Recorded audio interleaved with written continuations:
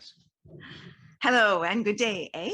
Welcome to the Super Good Camping Podcast. I'm Pamela. I'm Tim. And we are from supergoodcamping.com. We're here because we're on a mission to inspire other families to enjoy camping adventures such as we have with our kids. Today's guest is just a wee bit of a canoe and canoeing enthusiast. He has a popular YouTube channel called KC Happy Camper that chronicles his myriad adventures, many of which are hilarious. If you've ever seen or heard an interview about camping or Ontario parks, chances are it was Kevin. He writes columns and blogs for Explore magazine and Paddling magazine. He also writes books, 18 of them in fact. Please welcome the happy camper, Kevin Callan. Yay! I love that you put A in there. Hey, A. We're Canadian, eh? Yeah, we're Canadian, eh? I love to paddle, eh? Exactly, right? Following in the fine footsteps of Doug and Bob and Doug, right? Everybody should know that was funny growing up. What, Angel? No, my dog's very upset. No. Anyway,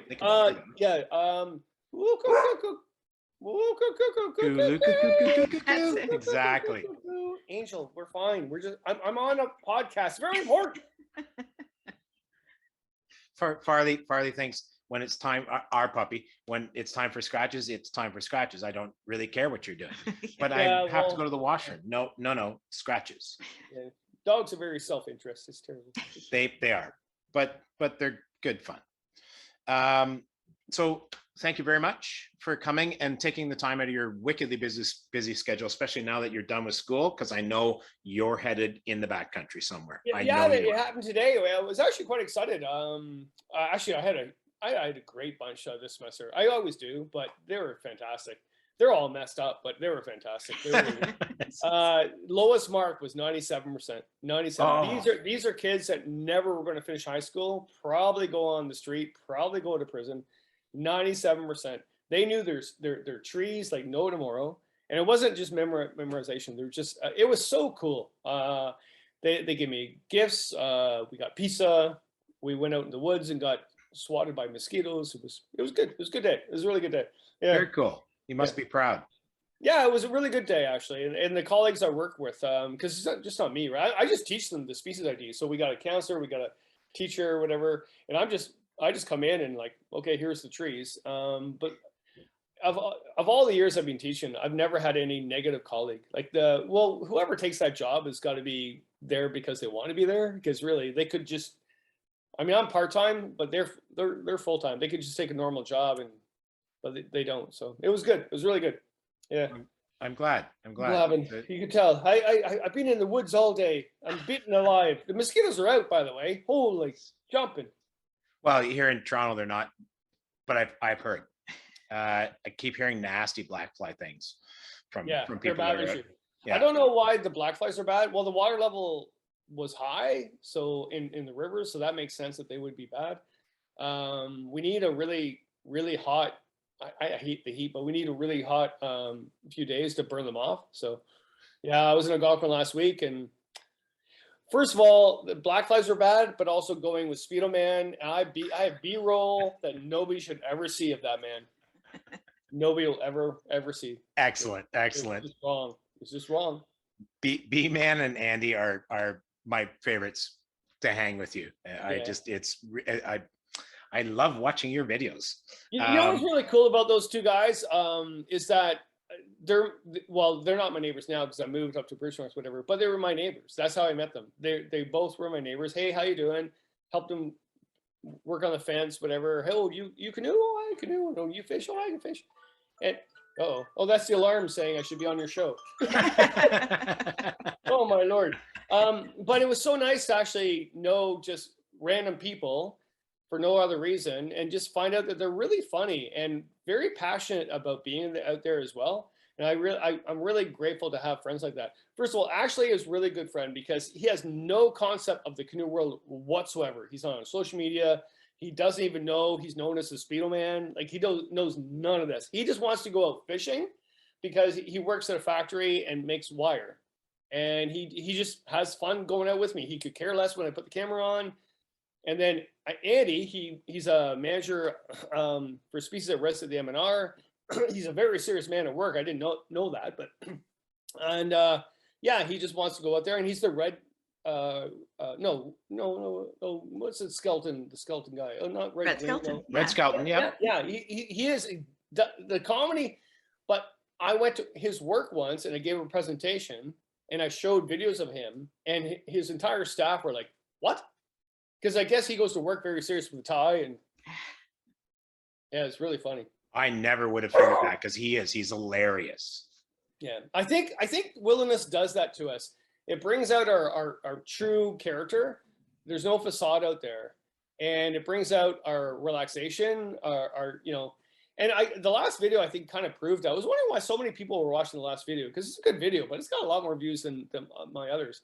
I go, what's going on? And it's because everybody's seeing themselves in that video. Good food, good camaraderie, good fishing. Thank goodness we're in Algonquin. We haven't been here for 3 years because of COVID, right? I think everybody's seeing that. It was almost like Bill Mason's Water Walker. We're seeing ourselves in that red canoe. Who cares about Bill Mason, who he was? We're watching Water Walker because we want to be in his canoe. I think that's what's going on right now. Cool. Yeah, no, I don't disagree. It's so having a chat with Camper Christina, literally the first question I asked her was like, how awesome was it to be back at the Outdoor Adventure Show, like, and presenting to boot, because that's the thing that the amazing Ontario camping community, like especially all the YouTubers and stuff, there's so many of them.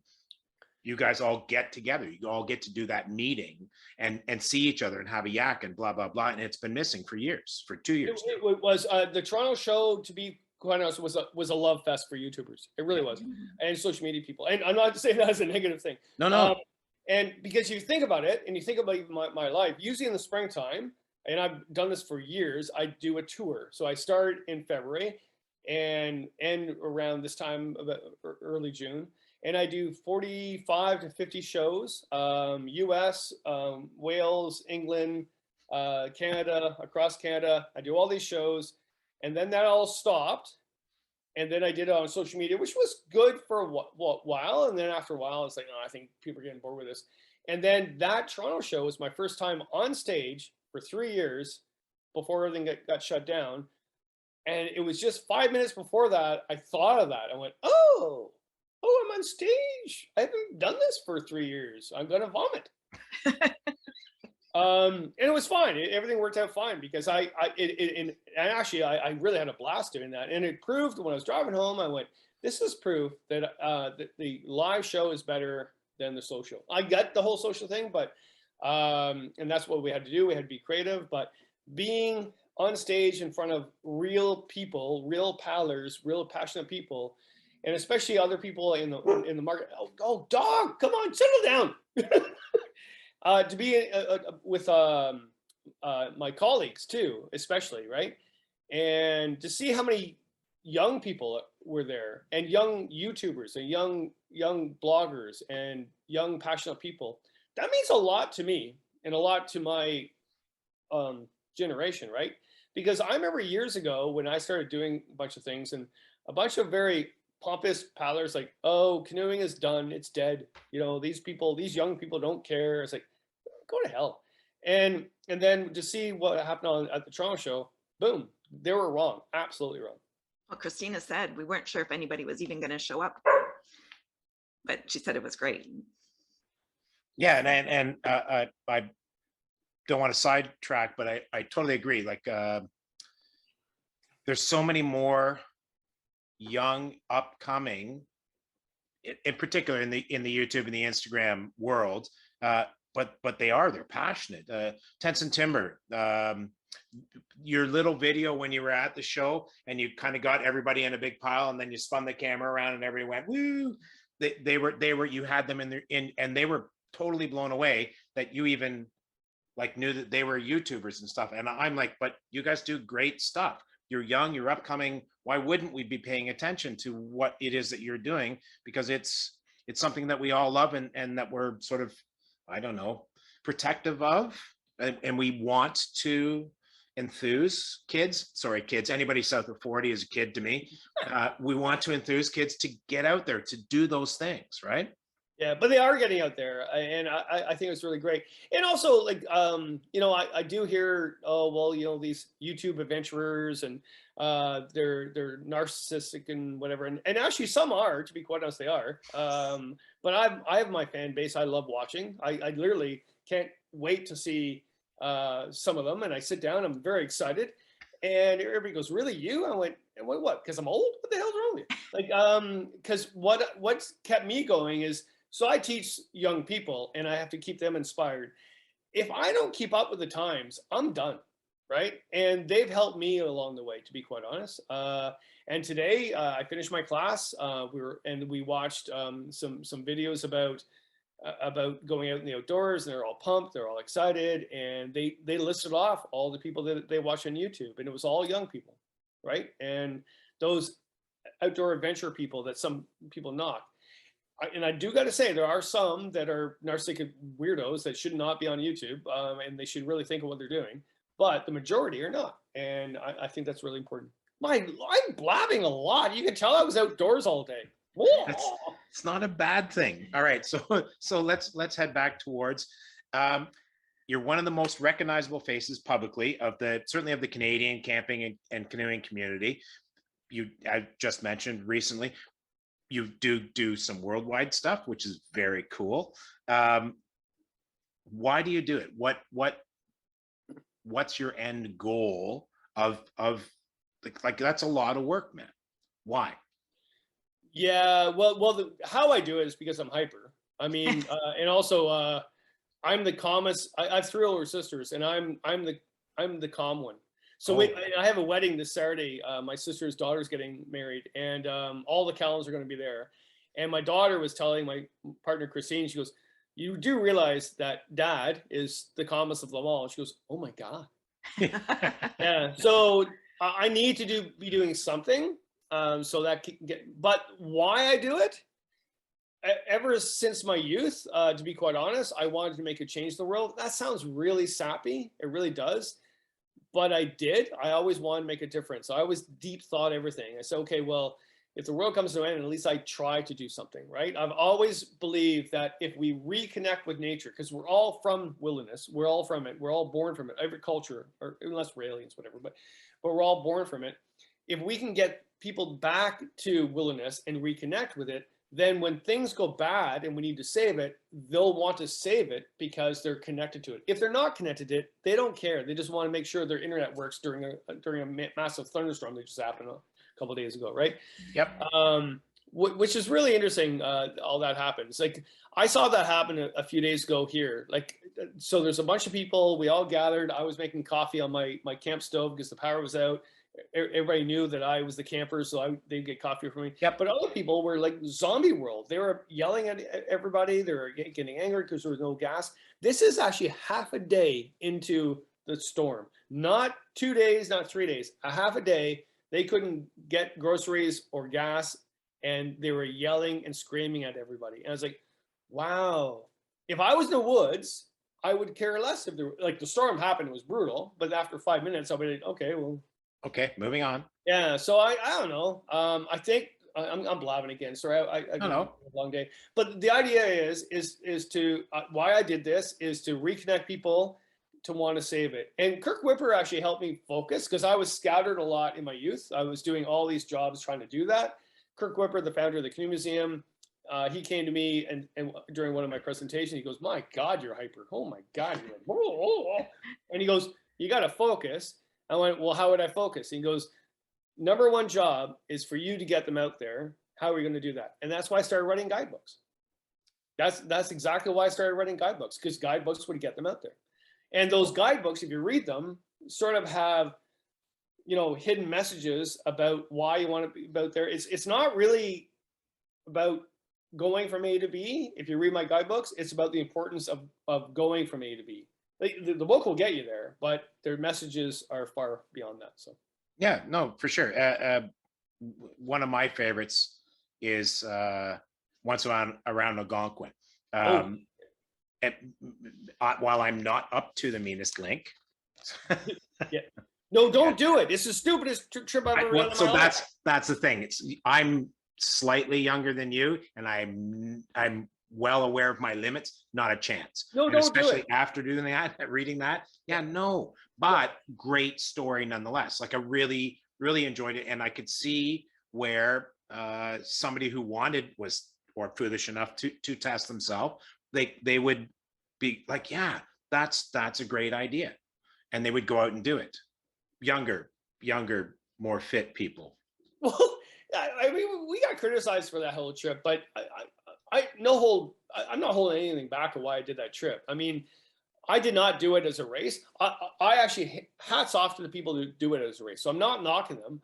That was not me, or never will be me, because I want to spend the majority of the time as I can out in the woods.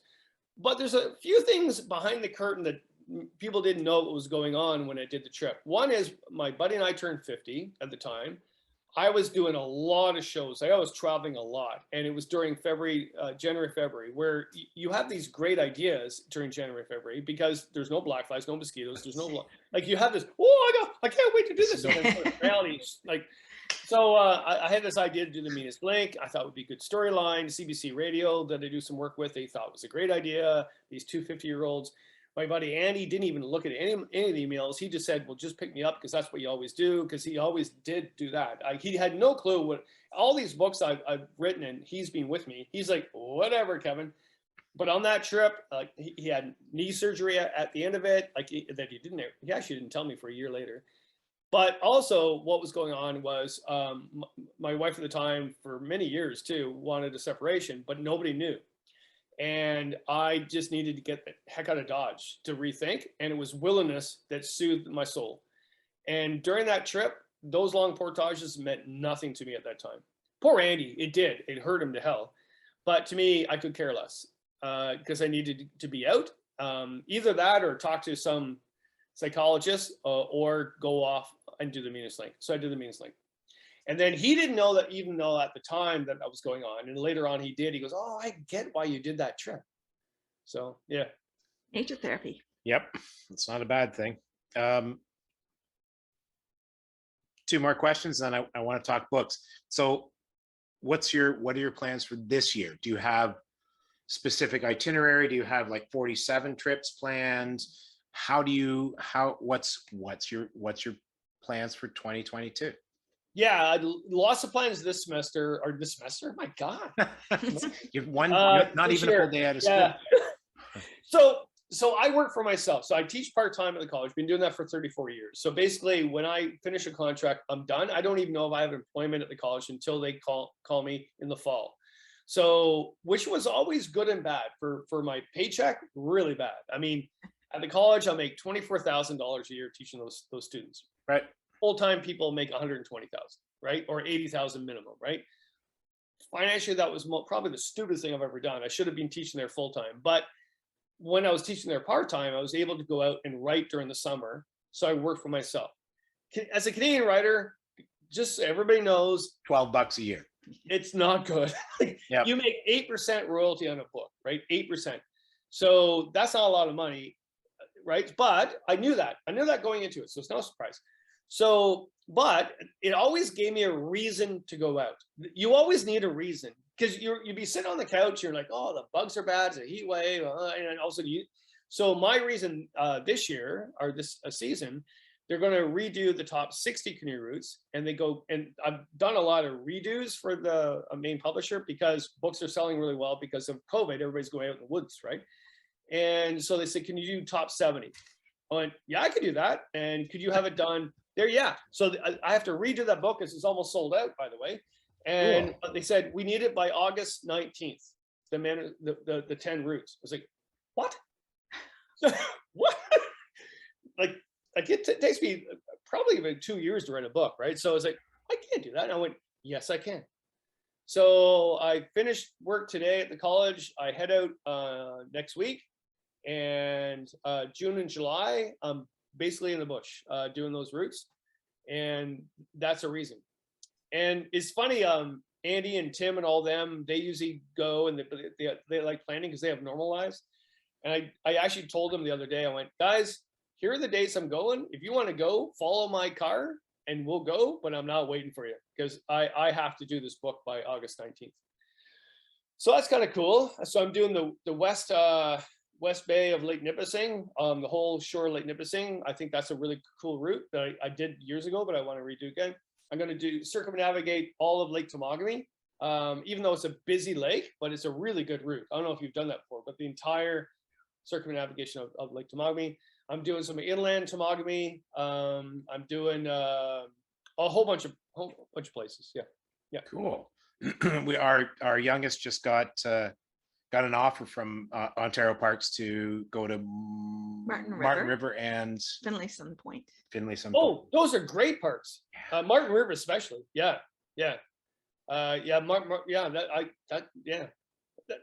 So what's he doing there?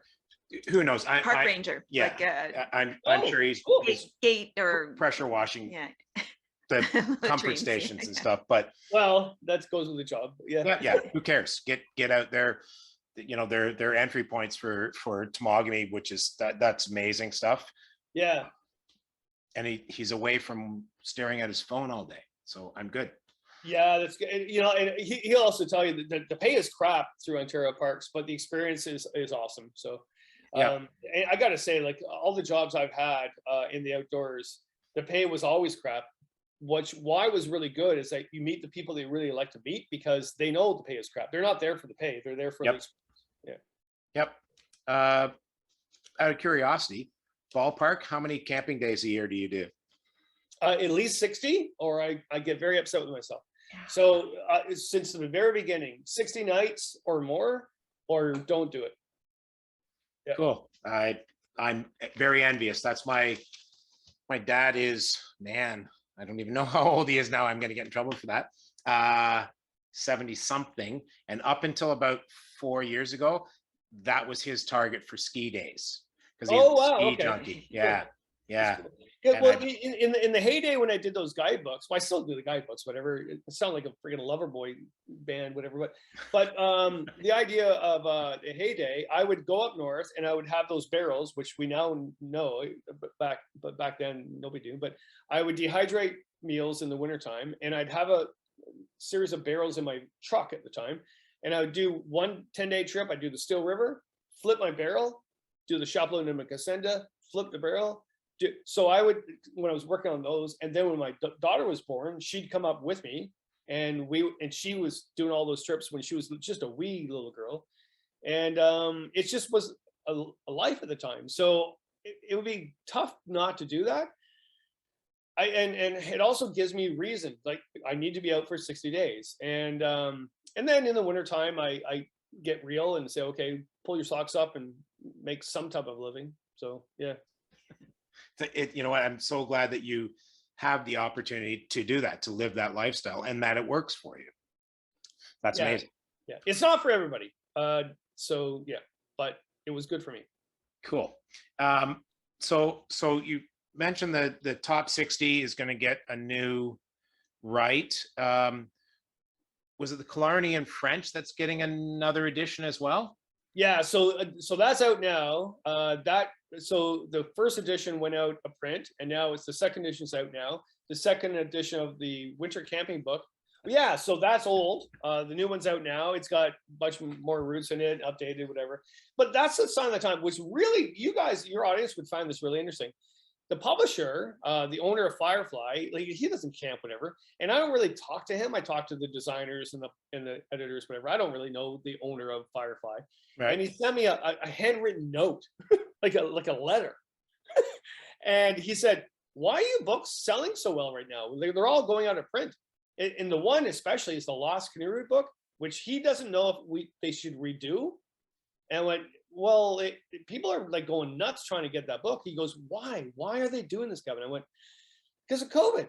Everybody's going out in the woods right now, and they're doing really well. So I got to say, I'm doing all these rewrites thanks to COVID.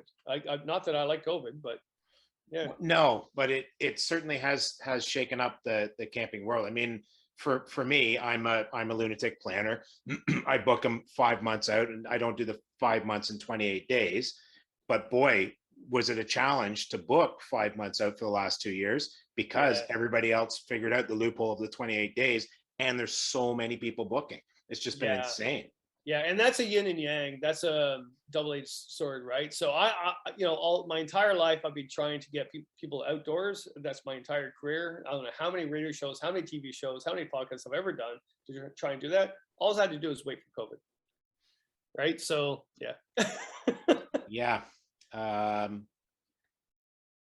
It's been a real change. One of the comments with Christina, the last one, was just the amount of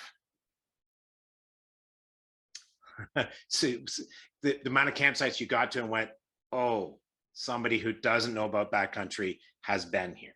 I mean, it's not that we haven't had them all along, but wow, just the new level. Yeah, the etiquette's been really bad the last couple of years by a very small percentage, but when you see that small percentage, it's pretty harsh. It is. And so you would have a lot of older people that are saying, not older people, more seasoned people are saying, these COVID campers, how dare they, damn them to hell. At the end of the day, they'll go away, because when COVID sort of releases itself, they'll all go to to Mexico and to Hawaii and do the cruises. Back to doing the things that they did. They won't do the outdoors as their new adventure because they got nothing else to do. We will retain probably, I'm guessing, 10 to 12% of those people that will be hardcore, and we need to educate them and maybe enforce some of them because they're just being idiots. But we'll have to educate them. And this has been going on since the beginning of time. After World War I, after World War II, after the Great Depression, after even the Depression of 1989, I think it was. Right. So no, 1982. So basically, outdoor pursuits went up, it curtailed, and then sort of we have a hardcore people. That's a good thing, guys. That's not a negative. But right now, yeah, absolutely. You get to that campsite and see what they've done. You want to, say bad words. Put them in prison. Yep. Yep, for sure. So we're headed towards running out of time. Briefly, you've got another book coming out. It's a new one. It's not a reprint, or sorry, it's not a new edition. It's a new book. Your memoirs. Give us a teaser. Why a memoir? I'm only 58 years old. Okay, so memoir, first of all, it's not something you write. It's not an autobiography. It's not a biography. And memoir is the idea. In fact, Margaret Atwood talked to me about this during the whole lockdown. She was, a memoir is basically something that's meaningful in your life, that focus you in your life. And what happened, the memoir is all about me being high anxiety, major, when growing up. I had a stuttering problem. I was very shy. I didn't like, I'm not like who I am now. So whatever happened, I don't know. But what I did to help that, now I'm still obviously high anxiety. I've always gone into the wilderness to cure that.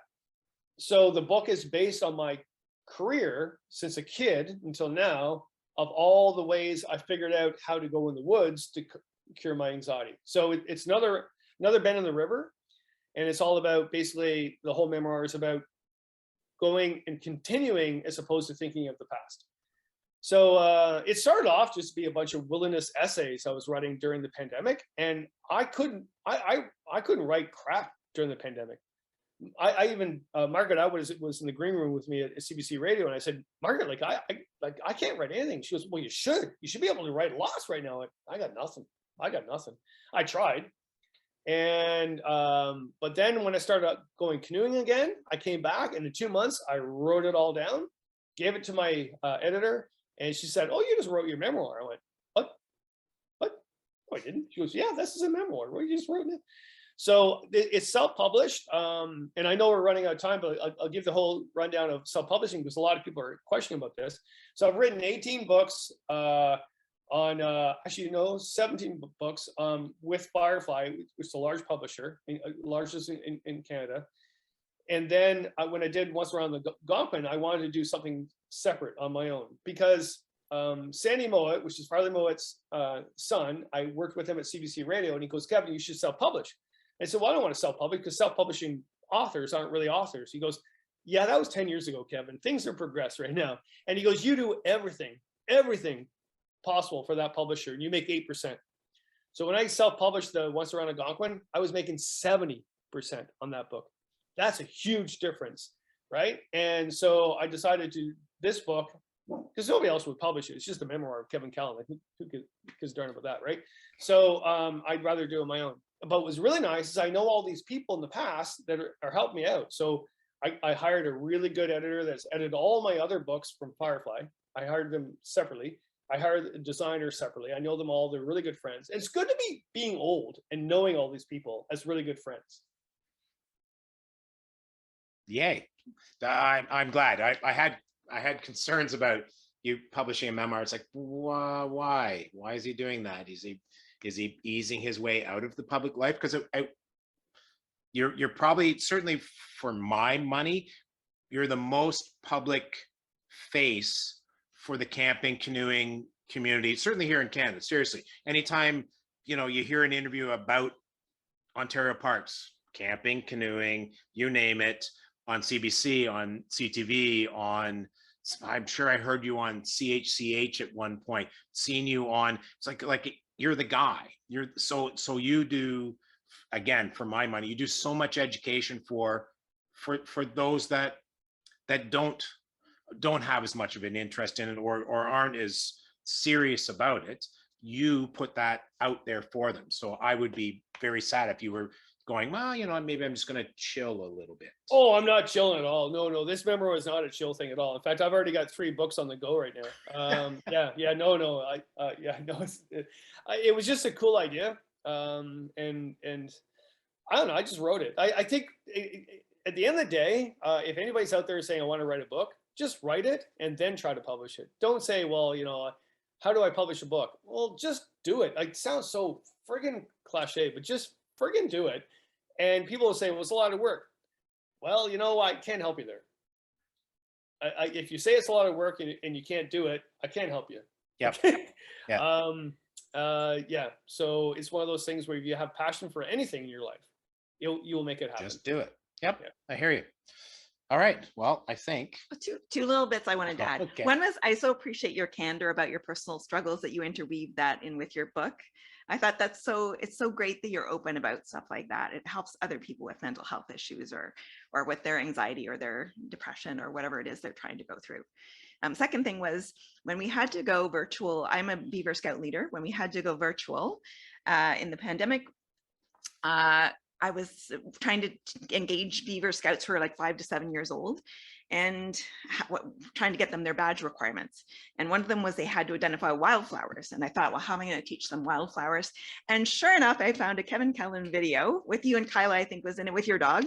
And you're walking around talking about wildflowers. I thought, this is perfect. So I showed it to our Beaver Scouts. Yeah, that's the one thing that's the Kevin Callan people don't know in the happy camper world.